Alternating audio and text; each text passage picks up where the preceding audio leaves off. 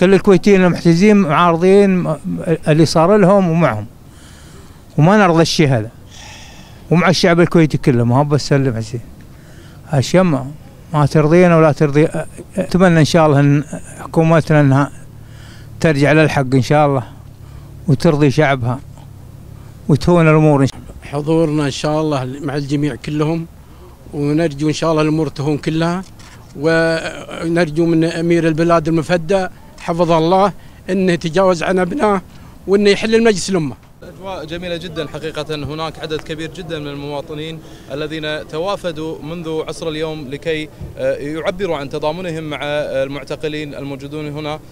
حقيقة أحد الأشخاص قبل قليل قال لي بأنه لا يمت بصلة إلى أحد المعتقلين وليس له أي قريب، ولكنه مع ذلك يتواجد يوميا من الساعة 4 عصرا وحتى 3 فجرا للتعبير عن تضامنه ودفاعه عن المعتقلين. معي الآن ضيف كريم هو الأخ الكريم محسن عمر برقوبة العتيبي، أحد وجهاء قبيلة عتيبة المعروفة. حياك الله أبو نواف. مرحبا فيك. مرحبا.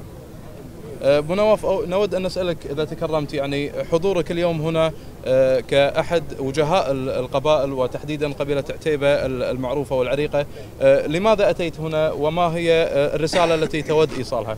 والله احنا جينا لهنا التضامن مع شعب أبو ناصر، وجايين نطلب منه يفك ابنائه ويحل مجلس الأمة، وهذا كل المجتمع موافقين عليه، وهذا اللي احنا جايين من شان. احنا جايين على أساس تضامن مع الشعب أبو ناصر، الأمير حفظ الله أمير البلاد، وإنه إن شاء الله يعفي عن أولاده ويسمح لهم إن شاء الله.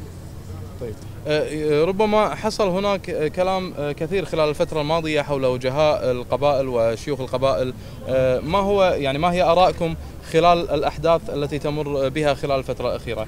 الأحداث يعني جدا صعبة، يعني تعرف يوم الاثنين هذا فيه احتمالات قوية يعني، وما ندري، ونبي وشي عند أبو ناصر. احنا جايين نبين للأمير حفظ الله انه يعفي عن ابنائه وانه يحل المشكلة هذه بس، وهذا الصحيح.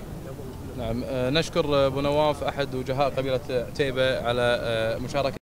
ومضايفهم قلوب بك ترحب، صدور ما نمترها رحيبة، لا من جيت برقع حي فالك ولا من جيت روق ابشر بطيبة. عتيبة يا تواريخ تدرس، عتيبة يا المجاذيب العريبة، عتيبة من وراء رؤوس النوايف، عتيبة في معاندها صعيبة، عتيبة يا معسفة الصعايب، عتيبة عز منه ينتخيبه، عتيبة فعل وسلوم وعوايد ومنه عاندة حصل نصيبه. عتيبة ويش اوصف ويش اخلي وش اللي من حكى فيه انحكيبه. عتيبة يا بعد حي القصايد، قصايدنا الفريدة والعجيبة، قصايد فيكم متشرفة هلها، أساس الشعر فيكم نرتقيبه. وأنا ولد الطنا ينجيت بشهد، أقول إن المنابت من حليبة، وأقول إن النجايب من فحلها، وأقول إن الذيابة من قريبة، وأقول إن النخاوي والعزاوي لا من صاحي والهيلة عتيبة.